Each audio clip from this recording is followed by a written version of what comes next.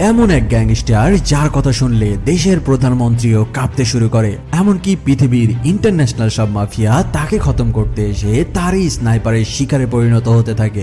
এক গ্যাংস্টার তার স্ত্রীর প্রতিশোধ নিতে কি পরিমাণ ভায়োলেন্স হতে পারে তার কাহিনী রয়েছে আজকের মুভিতে। বলছিলাম তোমাদের সকলের বহুল রিকোয়েস্টেড মুভি ঈগলের কথা। যারা সাউথ ইন্ডিয়ান অ্যাকশন মুভি দেখতে ভালোবাসো তারা অবশ্যই জানো রাভি তেজা নামের এই নায়কের মুভিগুলো কেমন সব অস্থির হয়ে থাকে। তবে মুভির এক্সপ্লেন শুরু করার আগে তোমাদের নিকট আমার বিশেষ অনুরোধ, এই চ্যানেলটা একেবারেই নতুন, যেখানে মাত্র 3000 সাবস্ক্রাইবারও পূরণ হয়নি। তাই তোমরা যারা এই মুভি দেখা শুরু করেছো সকলের কাছে অনুরোধ থাকবে একটা করে সাবস্ক্রাইব করে দেওয়ার জন্য, কারণ তোমরা যদি সাবস্ক্রাইব করে না দাও তবে ভিডিও বানানোর জন্য আমিও অনুপ্রেরণা হারিয়ে ফেলি। আর এভাবেই দেখা যাবে হয়তো বিডি স্টোরি স্টার তোমাদের জন্য ভিডিও বানানো বন্ধ করে দিয়েছে। তোমাদের কাজ হলো শুধুমাত্র একটি করে সাবস্ক্রাইব করে দেওয়া, আর আমার কাজ হলো সপ্তাহে 3টি চ্যানেলে একটি করে মোট 3টি ভিডিও তোমাদেরকে উপহার দেওয়া। সেই সাথে আরো একটি কথা হলো যে এই মুভিটির পুরো কাহিনী বোঝার জন্য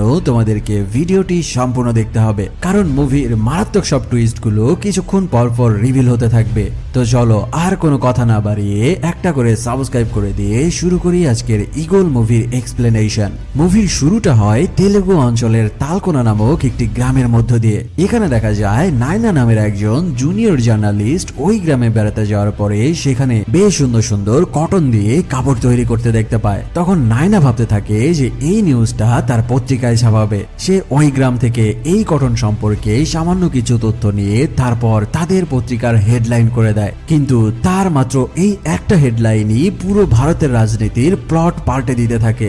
নায়নার এই নিউজের হেডলাইন দেখার পরে তার অফিসে এসে পড়তে থাকে ওসি, ডিসি, এমপি সহ পুলিশের ঊর্ধ্বতন কর্মকর্তারা। স্বয়ং প্রধানমন্ত্রী অফিস থেকে কল আসতে থাকে, আর তাদেরকে বলা হয় তারা যেন এই আর্টিকেল তাদের ওয়েবসাইট থেকে নামিয়ে ফেলে। পরের দিন যখন নায়না তার অফিসে আসে তার বস তাকে রুমে ডেকে নানান ভাবে বকাঝকা করতে থাকে, আর তার বস তাকে জানিয়ে দেয় এই আর্টিকেল লেখার জন্য তাদের পত্রিকা অফিস এখন বন্ধ হতে চলেছে। সেই সাথে তাদের অফিসে শত শত পুলিশ এসে পুরো অফিসের মধ্যে তল্লাশি শুরু করতে থাকে, আর অবশেষে ওই পত্রিকা অফিসটি সিলগালা করে বন্ধ করে দেওয়ার লিগ্যাল নোটিশ দিয়ে দেয়। এই সকল কাহিনী দেখে নায়না একেবারেই ভ্যাবাচাকা খেয়ে যায়। সে আসলে বুঝতেই পারছিল না যে তার সামান্য একটা কন্টেন্ট আর্টিকেল লেখার কারণে এত কিছু ঘটে যেতে পারে, কিন্তু তাকেও ছাড় দেওয়া হয় না। তাকে আলাদা একটি রুমে নিয়ে যেয়ে কঠিন ভাবে জেরা করতে শুরু করে কয়েকজন পুলিশ। সেই পুলিশগুলো তাকে জিজ্ঞেস করতে থাকে যে এই কটনের নিউজ সে কোথায় পেয়েছে। যাই হোক, নায়নার অফিস বন্ধ হয়ে যাওয়ার কারণে সে তার চাকরিটিও হারিয়ে ফেলে। এখন তোমরা হয়তো ভাবছো যে সামান্য একটা